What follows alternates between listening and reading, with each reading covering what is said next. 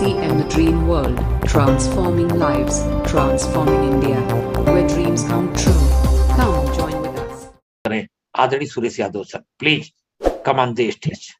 बहुत बहुत धन्यवाद सर, बहुत बहुत धन्यवाद सर। It's my pleasure. आपने जो है इतने बड़े शब्दों से मेरे को सर इनवाइट किया है, ये सौभाग्य है मेरी। मैं थोड़ा सा क्षमा चाहूंगा, अभी मैं रास्ते में हूँ। डीके भैया और समस्त जन, सभी हमारे जो पोर्टल पर जुड़े हुए साथी, हम लोग थोड़ा सा मजबूरी क्या होती है कि पार्ट टाइम में हम लोग काम करते हैं, तो 3 बजे 3:30 बजे स्कूल बंद करके इसके बाद 100 किलोमीटर दूर जाकर के मीटिंग करना। फिर रास्ते में मैं आ रहा था तो गुरुजी का आदेश हुआ कि सुरेश जी आपको आना है 10 मिनट के लिए, तो मैं जो है आप लोगों के बीच में हूँ। तो मैं अपनी बात रखूं इसके पहले जो है परमपिता परमेश्वर, आदरणीय माता पिता एवं पूज्य गुरुजन के श्री चरणों में नमन करते हुए मैं सुरेश यादव अपनी बात को बताना चाह रहा हूँ इस टॉपिक के रिलेटेड। जो जिस मुद्दे पर हम लोग काम कर रहे हैं, जिस तरीके से काम कर रहे हैं, आदरणीय डीके सर ने वो सारे तरीके बता दिए। इस मुद्दे पर मैं यही कहूंगा कि आप सब लोग अक्षरशः फॉलो करिए। एक चीज और मैं बता दूं, कुछ लोगों के टारगेट होते हैं, तो वो टारगेट्स के बारे में 4 चीजों का इनलाइनमेंट अगर हो जाता है तो मुझे लग रहा है वो आसान हो जाती है, जो मेरा तरीका है। तो सबसे पहले क्या है, मैं उस जिस भी पिन को लेना चाह रहा हूँ सर, इसको चाहे तो आप लोग नोट कर सकते हैं, चाहे तो याद कर सकते हैं या सुन सकते हैं। मैं जो काम करता हूँ सबसे पहले उस पिन को मैं पेपर पर लिखता हूँ। पेपर पर अगर वो पूरा हो गया टारगेट, तो समझ लीजिए कि उसके ज्यादा चांस है कि मैं पूरा कर पाऊंगा। जो भी पिन लेवल, जो उसके लिए बिजनेस वॉल्यूम रिक्वायरमेंट होता है, उसका मैं स्ट्रक्चर पेपर पर कर लिया, कहां से कितना आएगा, कहां से कितना आएगा, किसको किस पिन पर ले जाएंगे, इसके बाद फिर जाकर के उसको हम एक्शन में कन्वर्ट करते हैं। तो पहला चीज कि विश्वास खुद को होना चाहिए पेपर पर लिख करके। इसके बाद उसको अपने अपलाइन को, ये जो मार्च में 8 दिन का महीना, 8 दिन का जो बचा हुआ है, अपने सीनियर अपलाइन के सामने उसको रखना होता है। मैं रखता हूं कि गुरुजी ऐसे ऐसे मेरा हो रहा है, कोई आपका गाइडलाइन हो, कुछ और अगर सटीक सुझाव हो तो बताइए। तो पहला विश्वास खुद पर, दूसरा विश्वास अपनी उस स्ट्रक्चर को, अपनी अपलाइन को हम देते हैं, जो हमारे मेंटर हैं, आदरणीय शैलेंद्र सर, आदरणीय प्रमोद गुलाटी सर, आदरणीय राकेश सर। और जरूरत पड़ती है तो, हालांकि वहां तक बहुत कम जरूरत पड़ जाती है, तो कभी कभी हम सेवाएं ले लेते हैं आदरणीय साहब का भी। तो ये मैं जो है चेक करवाता हूँ। अगर वहां से लाइन क्लियर हो गया, उनको विश्वास हो गया कि ये सही है, तो फिर तीसरा जो है, जब भी हम प्रे मेडिटेशन करिए, विजुअलाइजेशन करिए, उसको मैं भगवान से मैं कहता हूं कि परमात्मा, ये लोगों ने लिया है, मेरा भी अधिकार है, प्लीज मेरे को शक्ति देना, मेरे को सद्बुद्धि देना, ताकि मैं ले सकूं। मैं उसको विजुअलाइज करता हूँ, उसको यूं कह के वर्बलाइज करता हूँ, उसको मैं सेल्फ टॉक करता हूँ। और चौथी चीज कि अपने पूरे परिवार में मैं बता देता हूँ ये मैं करने जा रहा हूँ। तो ये 4 लोगों का इनलाइनमेंट जब हो जाता है, तो फिर इसके बाद हम काम पर लपट जाते हैं। लेकिन काम करते वक्त एक चीज याद रखिएगा कि जब भी काम करिएगा तो एक एटीट्यूड होना चाहिए कि इस काम को, जिसको मैं करने जा रहा हूं, ये काम है कैसा। अभी जैसे कि 3 बजे 3:30 बजे के बाद बहुत सारे लोग आराम से जा करके घर पर 4-5 चाय पीते हैं। हम लोग क्या काम करते हैं कि स्कूल में दिन भर पढ़ाने के बाद 3:30 बजे असली इस काम की शुरुआत होती है। पार्ट टाइम में हम लोग वो सारी कसर निकाल देते हैं जो शायद फुल टाइमर भी नहीं करते। अभी 100-125 किलोमीटर जा करके स्कूल से मैं निकला, मैं मीटिंग किया, मीटिंग करके मैं वापस जा रहा हूँ, मैं रास्ते में रोक करके मैं मीटिंग कर रहा हूँ। तो दोस्तों, करना क्या है कि ये जो एटीट्यूड डेवलप होता है, ये कहाँ से आता है, जब समझ में आ जाता है जिस काम को मैंने लिया, इसकी ग्रेविटी क्या है, इसकी गरिमा क्या है, पोटेंशियल क्या है, ये कितना बड़ा काम है। जब इस काम की महत्ता समझ में आती है दोस्तों ना, तो चाल बदल जाती है। ये थकावट जो है ना नहीं लगती है, एक गेम के रूप में हम लोग लेते हैं। और स्पेशली मैं एक गेम के रूप में इसको खेलता हूँ, मैं इसको काम के रूप में मैं नहीं लेता। अब समझिए, मैं 3 बिंदुओं से बताने की कोशिश करूंगा कि काम कितना बड़ा है। देखिए, 2 तरह से हम समझेंगे, by principle and by example. पहले बाय प्रिंसिपल समझते हैं। देखिए, सिद्धांत कभी झूठ नहीं बोलते, सिद्धांत कभी गलत नहीं होते। जैसे एक सिद्धांत की मैं बात करूं, ग्रेविटेशनल फोर्स, गुरुत्वाकर्षण का बल। गुरुत्वाकर्षण का बल ये कहता है कि चाहे कोई भी चीज को हम आसमान में उछालेंगे तो धरती पर जाएगा, क्योंकि पृथ्वी अपने गुरुत्वाकर्षण बल के कारण हर चीज को खींचती है। अब एग्जाम्पल, कुछ भी उछाल दीजिए आप, पेन उछालिए, बाल उछालिए, सिक्का उछालिए, आदमी को उछालिए, किसी को भी उछालिए, वो नीचे आएगा। ये सिद्धांत है। इंडिया में उछालिए या विदेश में उछालिए। तो प्रश्न क्या है कि सिद्धांत कभी झूठ नहीं बोलते। तो सिद्धांतों से, उदाहरण से समझते। मैंने इस बिजनेस को पहले सिद्धांतों से समझा। सिद्धांतों को आप ऐसे समझिए, जैसे मैं बताना चाह रहा हूं कि एक व्यक्ति जो है मान लीजिए कि कामयाब होना चाह रहा है, मैं जैसे कामयाब होना चाह रहा था, मुझे पता है कि सुरेश देखो एक बार जिंदगी मिली है, अच्छे से जी लो। तो कामयाबी के 3 सिद्धांत, जो 3 प्रिंसिपल मैंने पढ़ा, ये सदैव इस बिजनेस में मैं याद रखता हूँ। जब भी किसी से मैं बात करता हूँ तो मैं बात करने से पहले इस सिद्धांतों को याद रखता हूँ कि इस व्यक्ति को मैं देने क्या जा रहा हूँ।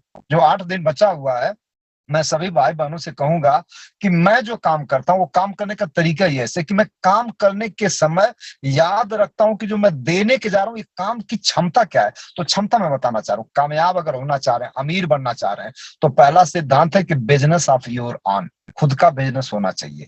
आप चेक कर लीजिएगा कि हिंदुस्तान के सबसे अमीर लोग जो आज हैं वो बिजनेस कर रहे हैं। 100 साल पहले जो अमीर थे वो बिजनेस कर रहे हैं। जिले के जो आज अमीर आदमी है 1000 लोग बिजनेस कर रहे हैं। पहले भी यही होता था। यानी एक सिद्धांत है कि अगर आपको अमीर बनना है तो बिजनेस करिए। दूसरा सिद्धांत कि आप याद रखिएगा इस 8 दिनों में आरसीएम बिजनेस एक बिजनेस है, ये कोई स्कीम नहीं है। तो पहली शर्त पूरा हो जाता है कि ये बिजनेस आप हाथ में डाल रहे हैं, ये आपको क्या लगेगा। ओके सर, जी गुरु जी बहुत बहुत धन्यवाद। इसमें याद रखिएगा कि आप जो है इस बिजनेस को हाथ में लिए हैं, ये कोई साधारण चीज नहीं है। मतलब जिसमें हाथ डाले अमीर बनाने जा रहा है। दूसरा टॉपिक कि अगर बिजनेस करिए तो बिजनेस ऐसा करिए कि अमीर और गरीब दोनों लोगों का धंधा हो। टाटा को देखिए, बड़ी बड़ी गाड़ियां बना रहा है तो नमक भी बना रहा है। तो ये बिजनेस आरसीएम बिजनेस जो है ये पेंट भी है तो नमक भी है। यानी वो सारी शर्तें पूरा करता है जो कि एक बिजनेस का आइडियल स्ट्रक्चर होना चाहिए। तीसरा कि इनकम के कई स्रोत होने चाहिए। जैसे ऑलरेडी गवर्नमेंट मेरे को 90,000 दे रहे हैं, खेती बाड़ी है। अब प्रश्न है कि 2 स्रोत है, तो मैंने क्या देखा कि टाटा के पास तो कई स्रोत है, तो अमीर लोग कई स्रोत बनाते हैं। तो ये तीसरा स्रोत इस बिजनेस में बनाने के लिए मेरे को मौका मिला। तो मैंने विजय बहादुर सिंह को जोड़ा, फिर उनके नीचे सूरज को जोड़ा, फिर सचिन को जोड़ा, तमाम जोड़ते गए। इसके बाद रमेश जी को जोड़ा। रमेश जी क्या है, अगर आप सीधे बिजनेस भाषा में समझे तो मेरे एक शोरूम है, बस सिंपल। अगर वो तो बहुत गहरा रिश्ता है लोगों से, बट बिजनेस की भाषा अगर आप समझते हैं तो मेरा एक शोरूम है, मेरा एक पेट्रोल पंप है। रमेश जी, संतोष जी, आदरणीय डीके सर, आदरणीय जितने भी हमारे लीडर्स हैं, क्या है, एक मेरी एजेंसी है, मेरे शोरूम है। और ये कहाँ कहाँ से है, पूरे इंडिया में फैला सकते हैं। तो तीसरा जो टॉपिक है भाई, प्रिंसिपल क्या कहता है कि आप जो है इनकम के कई स्रोत बनाइए। एक व्यक्ति कितना स्वरूप कितना बना सकता है। एक मान लीजिए आपने पेट्रोल पंप खुला लिया, 10 करोड़ रुपया लगा, तो अगला 10 करोड़ होगा तब दूसरा खुलवा सकते हैं। लेकिन एक एक व्यक्ति इसमें पेट्रोल पंप है, एक एक व्यक्ति एक एक इंडस्ट्री है, एक एक मेगा मार्ट है। आदरणीय डीके सर का बिजनेस करोड़ों में होता है। तो डीके सिंह क्या हुए मेरे लिए एक एजेंसी है। तो लोग जब देने जाइए किसी को तो एक खतरनाक एटीट्यूड अपने पास होना चाहिए। अब दे क्या रहे हो, कोई स्कीम थोड़ी देने जा रहे हो आप।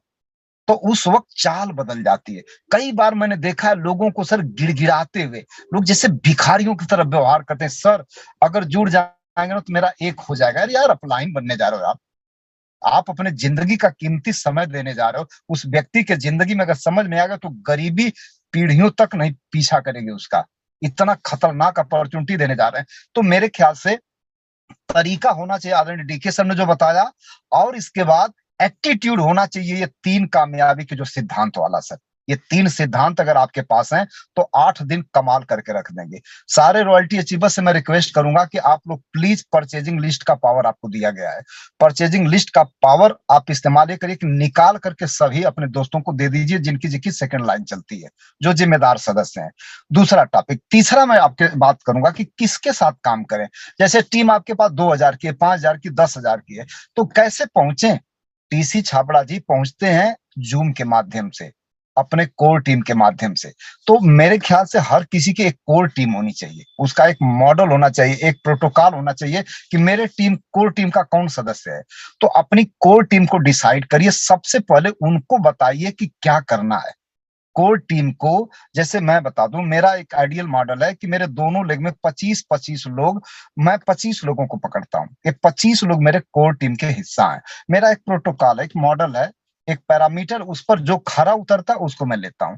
उनका सुख उनका दुख मेरा व्यक्तिगत होता है। तो उन 25 लोगों को मैं लेकर के इसके बाद मैं उनको डिसाइड करता हूं कि आप बताइए आपका क्या टारगेट है, उसमें मेरा रोल क्या हो सकता है। इसके बाद मैं पूछता हूं कि आपकी भी कोर टीम होगी, आप भी नीचे पहुंचिए। तो इसको बोलते हैं पावर ऑफ डेलीगेशन। हम हर किसी तक नहीं पहुंच सकते, लेकिन कुछ लोगों तक पहुंच सकते हैं जो जिंदगी में सीरियस हैं, जो कामयाब होना चाह रहे हैं, हम उनके साथ पहुंच सकते हैं। तो ढेर सारी चीजें और भी आपको सीखने को मिलेगी।